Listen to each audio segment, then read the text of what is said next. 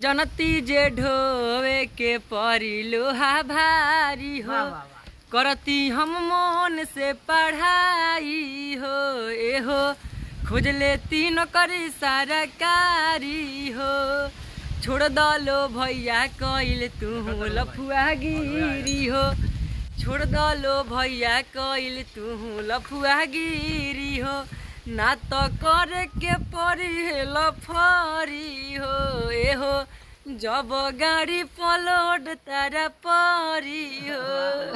भैया हो ए बेर हमारे दोस्तवा फोन कर दे रहा, कहत है देखना भाई हमारा मालवा के मोबाइल में रिचार्ज खत्म हो तनी करा ना दे, हम चल ठीक नंबर भेज करा तनी, नंबर भेजल से रिचार्ज करा के फोन करने का हो तारा मोबाइल में रिचार्ज गइल बाबू कहत या हो गइल बा रिचार्ज रो करनी काम करनी हो हम ही करनी है, बिहान भैला से सरऊ के नंबर बोले उसमें डाल दलस और टाइम टाइम से हमारे लगे करे लगल। भैया हो पैसा दिन भर काम करेला रात भर माल से, तू ना खैबू तो हम ना खाए। भैया हो लेबर के खटन या मेहरारू के हाथ के चटल चटनी खैला के बाद देख के दूर होला हो, लेकिन का करब सरवा ब्याहे नहीं के भइल। आज बहुत मतलब खुशी की बात बा कि आज हमारे भैया धनोहर लाल भैया बड़ा जो कि खुशी हुआ भाई से मिलके जो इंटरव्यू लेने के लिए आए क्या भैया। हाँ बहुत अच्छा, आपसे मिलकर भी बहुत अच्छा लगा। आप लोग का वीडियो जब देखे हम वायरल मतलब हो रहा था जी जी, तो उसी समय आना चाह रहे थे, लेकिन उस समय शादी था और पूजा उजा था घर में तो हम नहीं आ पाए, लेट हो गया। फिर भी भाई का प्यार है, आए बहुत अच्छा से बात किए भाई और इनका जो व्यवहार है बहुत अच्छा लगा, खाए अच्छा से खिलाए पिलाए और नाश्ता कराए आते आते भाई खाली बिस्कुट अच्छा, झूठ मत बोल खाली बिस्कुट खेले जो भी कराए है ना बिस्कुट पानी वही बहुत हुआ। चलिए और आपका मतलब डायलॉग सुनते हैं ना बहुत अच्छा लगा। डायलॉग भैया हो लोग कहेला बियाह कल मजे मजे बा, टाइम से खाए के मिली टाइम से दे जाता है, सरऊ के 4 साल बियाह भइला हो गइल, अब मेहरारू से फोन कर पूछे तने का हो अगला महीना में घरे आ जाई। अच्छा बियाह हो गया है ना मेरा बियाह ना हुआ है। अच्छा तो ये कोई किसी का कोई का बियाह नहीं हुआ है, सब राउंड में बड़ा। क्या बात है। एगो लेबर वाला आपका डायलॉग चलता है खूब, पैसा ना देवेला कैसे। हाँ हो काम करके ठेकेदार का पैसा मांगे जाता क्या कहता नहीं देंगे पैसा नहीं देंगे, भैया हम लेबर हैं सन पैसा तो लेंगे या पैंट खोल के लेंगे। अरे बाप रे बाप, तो क्या बोलते हैं ठेकेदार साहब? ठेकेदार क्या बोलेंगे, पहली बार जब जाने थे वीडियो वायरल हुआ तो कुछ ठेकेदार गरिया तरह काम करे ठेकेदार गरिया बड़ा जी। तो उसके बाद ठेकेदार वीडियो देखे तो क्या आपको बोले कि ये वीडियो बनाते रहिए क्या बोले? हाँ माना नहीं किया, बस हमने बोल दिया कि हम हंसे खाती गरिया नहीं, वैसे बुरा मत मनिया। हाँ तो आप काम करने जाना है चेन्नई की नहीं जाना है, ऐसा ही वीडियो बनाना है? नहीं अभी तो वीडियो बनाना है, यूट्यूब पर काम करना है। यूट्यूब पर काम करना है तो प्यार मिल रहा है? अच्छा बिल्कुल भाई लोग का बिल्कुल प्यार मिल रहा है। गोलू भाई है बहुत अच्छा डायलॉग बोलते हैं, अभी खूब सोशल मीडिया पर वायरल हो रहे हैं, भाई से मिलकर बहुत अच्छा लगा।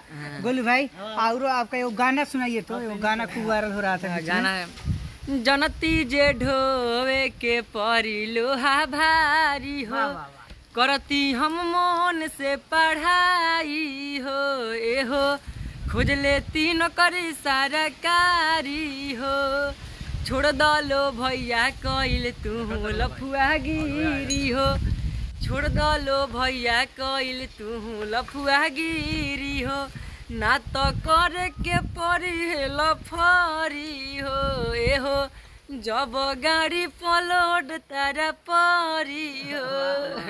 धुआं फेंके लगी, सलेंसर धुआं फेंके लगी। शादी हो जाए तो मतलब लोड पड़ी। गाने के माध्यम से आप लोग मतलब समझाए हैं कि ना?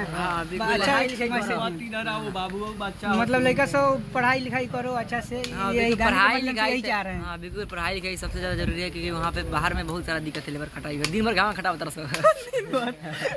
खटी तो कैसन लागे पसीना छूटे मुड़ी पे याद पर से का समूह पढ़ले रहती, आज डॉक्टर इंजीनियर रहती, मतलब कोई सरकारी जॉब करती।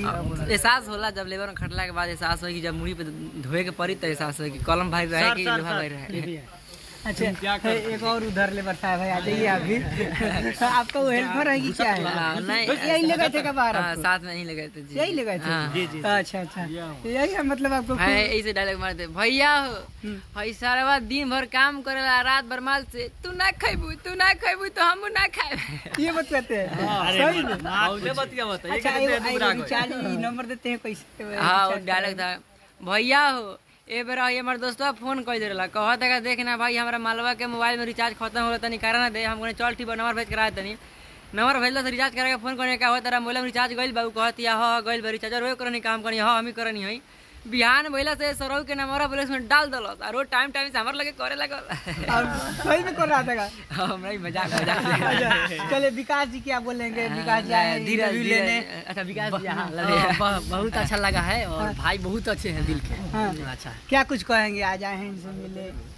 क्या कहें हम, अभी इंटरव्यू लेंगे तब न देखिएगा। इंटरव्यू नहीं लिए ब्लॉग चल रहा है कि ना? अभी चलिए लास्ट में क्या बोलेंगे दर्शक से भाई आप? और यही बोलूँगा कि जो भी हमारे भाई सब देख रहे हैं इस ब्लॉग को आप लोग लाइक करिए सब्सक्राइब करिए और इस फॉलो कीजिए और फेसबुक पे से देख रहे होंगे तो और वीडियो को शेयर कीजिए। चलिए बहुत बहुत धन्यवाद भैया, आपसे मिलकर बहुत अच्छा लगा। एक गोलू भाई हैं, गोलू यादव कॉमेडी बनाते हैं और इंटरटेनमेंट कराते हैं सोशल मीडिया पर। अभी खूब इनका वीडियो वायरल हो रहा है। गोलू भाई का वीडियो आप लोग देखें, इनका डायलॉग इनका गाना आप लोग को कैसा लगा जरूर कमेंट करके बताइएगा। गोलू यादव है और आप लोग इस पर इनका आप लोग इनको लेकर क्या सोचते हैं अपना प्रतिक्रिया कमेंट बॉक्स में कमेंट कीजिए। मेरा नाम धनोहर लाल है, आप लोग ओपन न्यूज भारत देख रहे थे। वीडियो देखने के लिए बहुत बहुत धन्यवाद।